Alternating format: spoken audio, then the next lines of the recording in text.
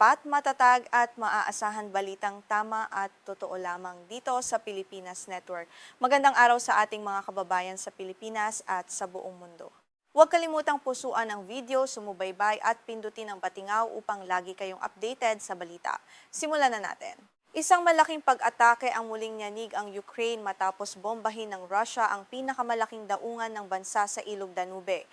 Ang marahas na hakbang na ito ay naganap sa gitna ng matinding babala ni Pangulong Volodymyr Zelensky na labis na nangangailangan ang kanyang bansa ng mga karagdagang air defense missile mula sa Estados Unidos upang makaligtas sa darating na panahon ng taglamig. Narito ang buong detalye sa nagbabagang ulat na ito. Target ng opensiba ng Russia ang daungan ng Izmail na matatagpuan malapit sa hangganan ng Romania sa timog na rehiyon ng Odessa. Ayon sa lokal na pamahalaan ng Ismail sa Telegram, nagdulot ng malaking pinsala sa infrastruktura ng daungan ang magdamag na pambobomba na naging sanhi rin ng malawakang sunog at pagkawala ng supply ng kuryente sa timog silangang bahagi ng lungsod na labis na nagpahirap sa mga residente. Dahil sa kalapitan ng pag-atake sa hangganan ng NATO, agad na nagpadala ang Romania ng 2 fighter jet bilang tugon sa pagpasok ng isang hindi kilalang lumilipad na target sa kanilang airspace. Kinumpirma ng Ministry of Defense ng Romania na nanatili ng humigit kumulang 2 minuto ang naturang target bago ito bumalik sa direksyon ng Ukraine kung saan narinig ang sunod-sunod na malalakas na pagsabog. Ang patuloy na pag-atake sa daungan ng Ismail kasabay ng kasaysayan ng napakababang antas ng tubig sa Ilog Danube ay nagdudulot ngayon ng malubhang banta sa plano ng Ukraine na gamitin ang ilog na ito bilang alternatibong ruta para sa pagluluwas ng kanilang mga butil patungo sa Europa. Ang krisis na ito ay nagpapalubha sa sitwasyon ng supply ng pagkain sa buong rehiyon dahil sa patuloy na paghadlang ng Russia. Ayon kay Valery Tkachev, ang Deputy Head ng Komersyal na Departamento ng Riles ng Estado na Okrozalis Nisha, ang blockade ng hukbong dagat ng Russia sa mga daungan ng Black Sea ay nagdulot ng matinding pagbagsak ng pag-export ng butil ng Ukraine ng hanggang 76% kumpara sa nakaraang taon. Ang pagbaba na ito ay nagpapakita ng epekto ng digmaan sa ekonomiya ng bansa at sa pandaigdigang kalakalan. Ang Ukraine ay kilala bilang isa sa pinakamalaking producer ng trigo, mais at sunflower seeds sa buong mundo. Sa normal na kalagayan, halos 70% ng kanilang mga iniluluwas na pananim ay dumadaan sa Black Sea. Ang kasalukuyang harang na ipinatutupad ng Russia ay naglalagay sa pandaigdigang seguridad sa pagkain sa isang mapanganib na sitwasyon na maaaring magbunga ng malubhang krisis sa hinaharap. Nagpapakain ng Ukraine ng malaking bahagi ng populasyon ng mundo sa pamamagitan ng pagbibigay ng 6% ng trigo at 11% ng mais sa buong daigdig. Ang patuloy na blockade ay nagdulot ng matinding pangamba sa kakapusan sa pagkain sa mga bansa sa Africa at Middle East na lubos na umaasa sa mga produktong agrikultural mula sa Ukraine para sa kanilang pang-araw-araw na pangangailangan. Sa kabilang banda, nagbabala rin ang mga opisyal ng Russia na ang mga kontra-atake ng Ukraine sa kanilang sariling mga pasilidad ng butil at mga barko ay nagpapataas din sa presyo ng pagkain sa buong mundo. Ang palitan ng mga pag-atake sa pagitan ng dalawang bansa ay lumilikha ng kawalan ng katiyakan sa pandaigdigang merkado na nagpapahirap sa mga mamimili sa iba't ibang sulok ng mundo dahil sa inflasyon. Sa Chicago, ang mga wheat futures ay nanatiling matatag matapos ang isang matalim na pagtaas sa nakaraang sesyon ng salakayin ng Ukraine ang Novorossiysk, isang pangunahing sentro ng pagpapadala ng butil sa bahagi ng Black Sea ng Russia.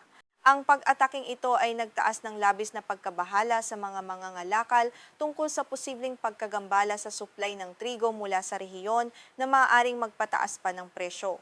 Hindi lamang sa Black Sea gumaganti ang Ukraine. Kamakailan ay inihayag ng kanilang militar na matagumpay nilang na-target ang isang oil refinery at petrochemical complex sa Bashkortostan, Russia na may layong 1,300 kilometro mula sa hangganan. Ang pag-ataking ito ay bahagi ng kanilang malawak na kampanya laban sa mga estratehikong infrastruktura ng enerhiya ng Russia sa nakalipas na buwan.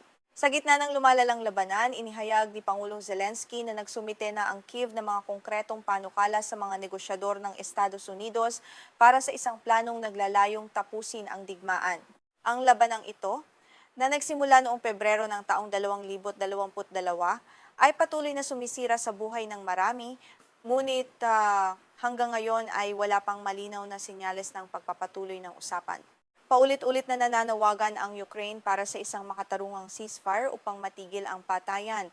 Gayunpaman, iginigiit ng Russia na bukas sila sa kasunduan, ngunit sa kondisyon na ganap na isuko ng Ukraine ang 4 na rehiyon na inaangkin ng Moscow, kabilang ang mga teritoryong hindi pa nila kontrolado. Ito ay isang bagay na mariing tinatanggihan ng Kyiv dahil sa paglabag nito sa kanilang soberanya. Sa isang eksklusibong panayam sa CNN, ipinaliwanag ni Zelensky ang kritikal na pangangailangan ng Ukraine para sa air defense. Sinabi niya na kailangan ng bansa ang kahit 5% man lang ng kasalukuyang stockpile ng Estados Unidos na mga Patriot interceptor missile upang mapigilan ang lumalakas at mas madalas na pag-atake ng mga ballistic missile ng Russia na nagdudulot ng pinsala sa mga sibilyan. Patuloy na humihingi ang Kyiv ng mga PAC-3, ang pinakabagong uri ng Patriot missile na may kakayahang magpabagsak ng mga advanced na ballistic missile ng Russia. Gayunpaman, ang pagpapadala ng mga missile na ito sa Ukraine ay nabawasan ng ilihis ng Estados Unidos ang mga supply nito patungo sa ibang bansa dahil sa lumalalang tensyon sa gitnang silangan na kinasasangkutan ng Iran sa nakalipas na mga buwan. Ayon kay Zelensky, sapat ng 10% ng kasalukuyang stockpile ng Patriot ng Amerika upang ganap na mapatigil ang lahat ng ballistic missile ng Russia. Sinabi niya sa CNN na kung ibebenta sa kanila ang kahit 5% lamang, makakayanan nilang lampasan ang taglamig at magligtas ng maraming buhay. Sa kasalukuyan, inamin ng Pangulo na 1% lamang ang hawak ng kanyang bansa ngayon. Ang mga ballistic missile ay higit na mahirap harangin kumpara sa mga drone at cruise missile dahil sa bilis at matarik na landas ng mga ito habang bumabagsak mula sa mataas na bahagi ng atmosfera. Nangangailangan ito ng napaka-advanced na teknolohiya tulad ng sistemang Patriot upang matagumpay na masabat ang mga ito bago pa man marating ang kanilang mga target sa lupa na naglalagay sa mga lungsod ng Ukraine sa matinding panganib. Noong nakaraang Hulyo, nagpakawala ang Russia ng higit sa 450 iba't ibang uri ng missile sa Ukraine kung saan higit sa kalahati ay mga ballistic missile. Ang ulat na ito ay kinumpirma ni Yuri Ihnat, ang tagapagsalita ng Ukrainian Air Force. Ang ganitong antas ng pambobomba ay nagpapakita ng walang humpay na pagsisikap ng Moscow na sirain ang depensa at moral ng mga mamamayang Ukrainian. Dahil sa kakulangan sa mga interceptor missile, nagpasya ang Ukrainian Air Force na ihinto na ang pag-aanunsyo ng pang-araw-araw na bilang ng mga nabaril na ballistic missile ng Russia. Ayon kay Ihnat, ang kanilang mga ulat ay ilalabas na lamang kada buwan. Ang hakbang na ito ay naglalayong protektahan ang seguridad ng bansa at iwasang magbigay ng mahalagang impormasyon sa panig ng militar ng kaaway. Ipinaliwanag ni Ihnat na ang pang-araw-araw na pag-update na nagsasabing walang ballistic missile na nabaril sa panahong kulang ang bansa sa mga interceptor missile para sa air defense ay nagbibigay lamang ng pagkakataon sa mga Ruso na magdiwang at pag-aralan ang kahinaan ng Ukraine. Ang pagbabagong ito sa estratehiya ng komunikasyon ay mahalaga upang mapanatili ang seguridad ng impormasyon sa gitna ng digmaan. Sa pagtatapos ng ating balita, nananatiling kritikal ang sitwasyon sa Ukraine habang papalapit ang taglamig. Ang panawagan para sa karagdagang suportang militar mula sa kanluran ay nagiging mas madalas habang ang bansa ay patuloy na lumalaban para sa kanilang kaligtasan at kalayaan. Manatiling nakatutok para sa mga susunod pang kaganapan sa mga balita sa buong mundo. Isang napakainit na balita mula sa gitnang silangan ng ating tinututukan ngayon sa balitaan. Ipinahayag ng Estados Unidos na kaya nitong harangan ng walang takdang panahon ang mga daungan ng Iran upang mapilitan itong sumunod. Ayon kay US Defense Secretary Pete Hegseth, may sapat na lakas ang militar ng Amerika upang panatilihin ang blokeyong ito hanggang sa makamit ang kanilang mga layunin. Sa kanyang pahayag sa mga mamamahayag sa Panama pagkatapos bumisita sa USS Gridley na kamakailan lamang ay ipinadala sa gitnang silangan, binigyang diin ni Hegseth na patuloy na magpapadala at regular na magpapalit ng mga barkong pandigma ang US Navy sa rehiyon. Ang hakbang na ito ay bahagi ng estratehiya ng Pentagon upang mapanatili ang matinding panggigipit sa ekonomiya ng Iran at pilitin ng Tehran na bumalik sa hapag ng negosasyon. Sumang-ayon din dito si Pangulong Donald Trump na nagpahayag na kontrolado na ngayon ng Estados Unidos ang Strait of Hormuz at pananatilihin ang kontrol na ito sa mahabang panahon. Inilarawan ni Trump ang blokeyong ito bilang isang bakal na pader na nakapaligid sa Iran na naglalagay sa bansa sa isang sitwasyong halos wala itong magagawa upang baguhin ang takbo ng mga pangyayari sa kasalukuyan. Agad namang pinabulaanan ng Iran ang mga pahayag na ito mula sa Washington. Ayon kay Hossein Taeb, ang bagong pinuno ng Basij Paramilitary Force ng Iran, ang Strait of Hormuz ay nananatili pa ring nasa ilalim ng pamamahala at mahigpit na kontrol ng Iran. Tinawag niyang walang batayan ang mga banta ng Amerika at iginiit na hindi basta-basta mayayanig ang depensa ng kanilang bansa sa karagatan. Sinundan pa ito ng pahayag ni Rasul Sanairad, isang mataas na opisyal ng militar ng Iran. Ayon sa kanya, hindi bubuksan ng Iran ang estratehikong kipot kung hindi tutuparin ng Estados Unidos ang mga pangako nito sa ilalim ng kasunduan sa tigil putukan noong nakaraang Hunyo. Malinaw ang mensahe ng Tehran sa mundo, walang kompromiso hanggat hindi tinatapos ng US ang mapanirang blokeyong ito. Mula naman sa Qatam Al-Anbiya Central Command, ang pangunahing sangay ng militar at pamunuan ng Iran, nagbabala sila na walang kahit isang barko ang papayagang makadaan sa Strait of Hormuz nang walang pahintulot mula sa Tehran. Tahasang itinanggi ng pamunuan ang mga ulat ng Amerika na normal at ligtas ang paglalayag ng mga dayuhang barko sa naturang mahalagang daanan ng langis sa mundo sa kasalukuyan.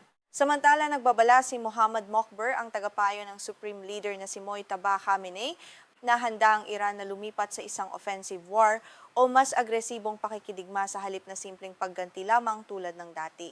Ito ay mangyayari kung patuloy na babalewalain ng Estados Unidos at ng mga kaalyado nito ang mga kondisyong inilatag ng Iran sa mga nakaraang negosasyon para sa kapayapaan.